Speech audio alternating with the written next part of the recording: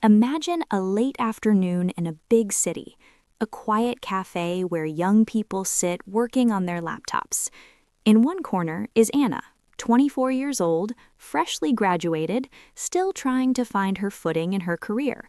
She's meeting Daniel, slightly older, with a stable job, a calm way of speaking, and an air of someone who seems to know what he's doing.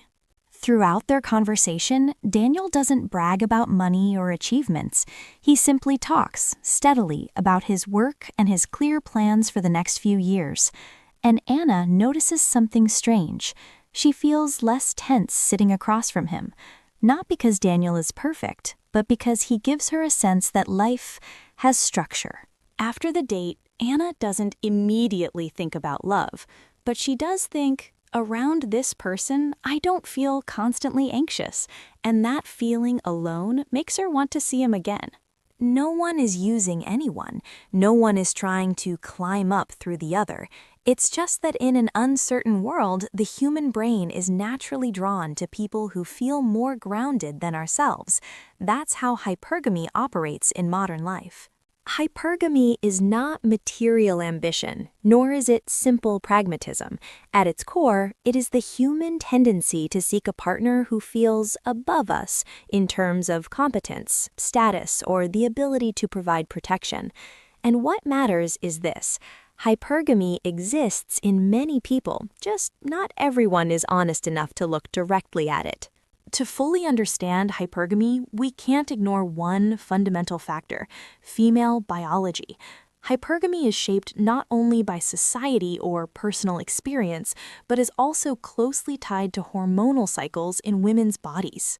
The average 28-day menstrual cycle doesn't just affect physical health, it also influences how women perceive attraction, safety, and the desire to connect.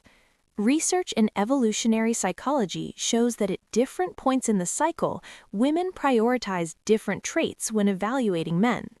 During the first half of the cycle, often called the alpha phase, especially near ovulation, estrogen levels rise. This is when the body is biologically most fertile.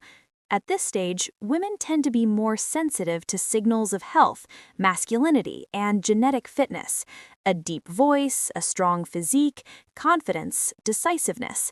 These traits aren't randomly attractive, they're rooted in instinctive mate selection shaped over thousands of years of evolution.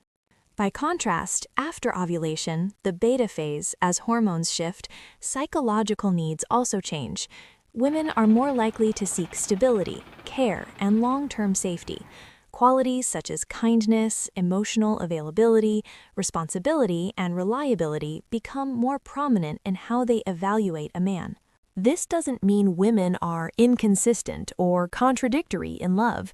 In reality, this reflects a dual survival strategy that has existed for tens of thousands of years, optimizing genetic quality for offspring while also ensuring stable conditions for nurturing. From this perspective, hypergamy is not about wanting a man who is better in a purely material sense. It is a natural oscillation between biological attraction and emotional safety. The problem begins when this mechanism operates unconsciously in a modern social context, one where humans no longer live by ancient survival structures. And it is precisely this mismatch between ancient biological instincts and modern emotional life that makes hypergamy today so complex, so painful, and so likely to lead to unbalanced relationships, something we see clearly when hypergamy turns into emotional dependency. Why do you keep repeating this pattern without realizing it? Because hypergamy disguises itself as smart choice. You tell yourself, I'm just being realistic. I need someone who can secure the future. Love has to be long-term. But beneath all those reasonable explanations, there's an inner child whispering, if I choose someone stronger, more capable, I won't be abandoned.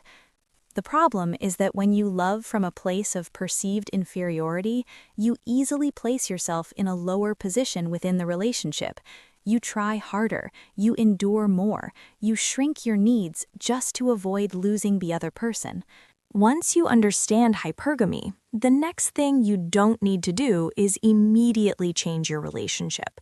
You don't need to decide right or wrong, stay or leave.